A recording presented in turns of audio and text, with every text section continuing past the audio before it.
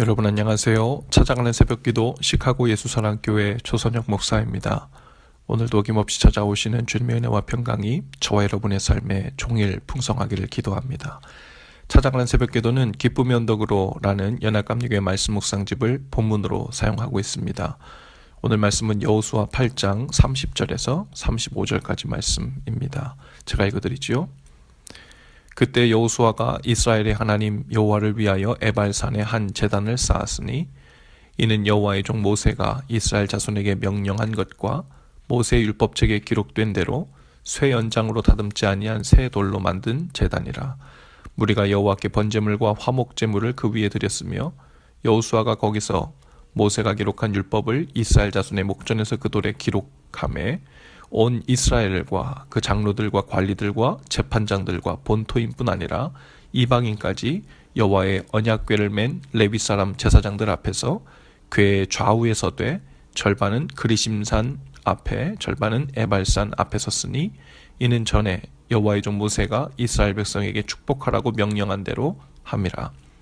그 후에 여호수아가 율법책에 기록된 모든 것대로 축복과 저주하는 율법의 모든 말씀을 낭독하였으니 모세가 명령한 것은 여호수아가 이스라엘 온 회중과 여자들과 아이와 그들 중에 동행하는 거류민들 앞에서 낭독하지 아니한 말이 하나도 없었더라.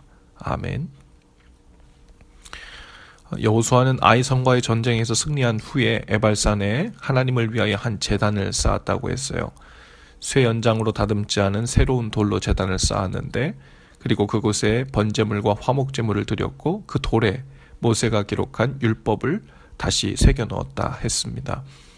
그리고 온 이스라엘과 그 장로들과 관리들, 재판장들, 본토인뿐 아니라 이방인들까지 하나님의 궤를 중심으로 좌우에 나눠서 서게 했는데요. 절반은 그리심산 앞에, 그리고 절반은 에발산 앞에 서게 했습니다. 그리고 그 돌에 기록한 율법을 다 그들 앞에서 낭독했는데 절반은 축복의 말씀이었고 절반은 저주의 말씀이었습니다. 이것은 신명기 27장에서 모세가 여호수아에게 명한 일이었죠. 당시 그 그리심산은 해발 855m 정도의 군사적으로 아주 중요한 곳이었고, 신명기에서 모세는 이 산에서 이스라엘 백성들에게 율법을 잘 지킬 때 따르게 되는 축복을 선언하라고 얘기했죠. 에발산은 잎사귀가 떨어진 산 혹은 벌거벗겨진 산이란 뜻인데요. 그리심산과 마주보고 있는 산인데 이 두 산 사이에는 너비가 약 500m, 길이가 5km 정도 되는 골짜기가 있고 바로 여기에 세겜 마을이 있었습니다. 이 두 산은 길이와 높이와 모양이 아주 비슷했는데요. 모세가 여호수아에게 명하기를 가나안에 들어가자마자 하나님의 율법을 기록한 돌 앞에서 이스라엘 백성들에게 다시 한번 그 율법 지킬 것을 명하라고 했고요. 그리고 그리심산에서는 율법을 잘 지킬 경우에 받을 축복에 대해서 낭독하고, 에발산에서는 율법을 지키지 않을 경우에 받게 될 저주에 대해서 낭독하도록 명령했죠. 가나안에서의 초입부터 하나님은 이스라엘 백성에게 하나님의 율법을 지키며 사는 일을 명한 거예요. 그리고 35절 말씀처럼 축복의 말씀만이 아니라 저주의 말씀까지 함께 전하게 하셨죠. 하나님의 말씀대로 살았을 경우에 받게 되는 축복에 대해서도 그리심산에서 듣게 하셨지만, 말씀을 떠나 살게 되었을 경우에 받게 되는 저주와 징계까지도 에발산에서 듣게 하셨습니다. 아마도 에발산에서 그 저주의 말씀을 듣고 있던 백성들은 그 벌거벗은 에발산을 바라보면서 마치 하나님의 율법을 떠나 사는 그 가나안에서의 삶이 마치 벌거숭이 그 에발산과 같은 모습일 것이라고 생각했을 것입니다. 우리는 신앙생활하면서 축복의 말을 듣긴 좋아하지만 말씀을 듣지 않고 순종하지도 않았을 때 따르는 그 징계의 말을 듣기는 싫어하죠. 모두가 그리심산에서만 서서 달콤한 이야기를 듣기 좋아하고, 에발산에 서서 징계에 대한 약속의 말씀을 듣기는 싫어합니다. 당연해 보이는 일입니다. 하지만 다시 생각하면 실은 둘 다 하나님의 신실하신 사랑의 방법임을 알게 되죠.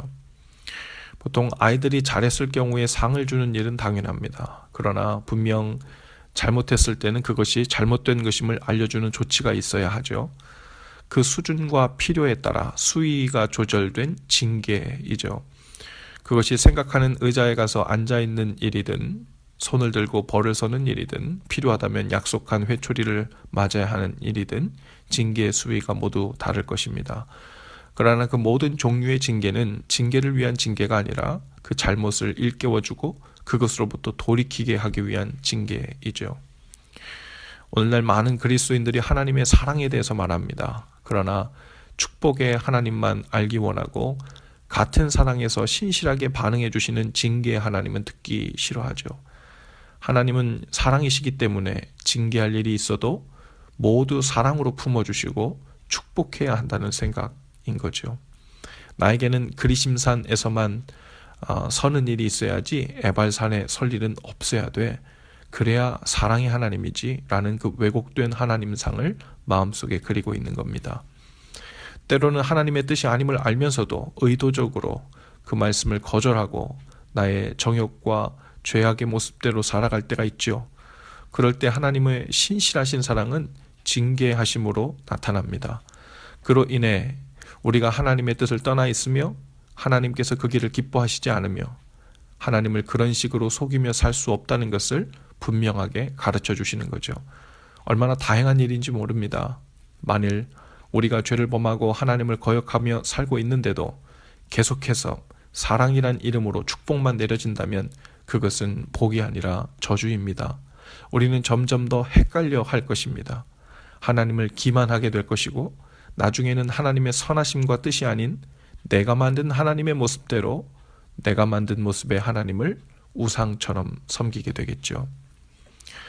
오늘도 우리의 삶 속에선 축복의 약속된 길이 있고 징계가 약속된 길이 있습니다.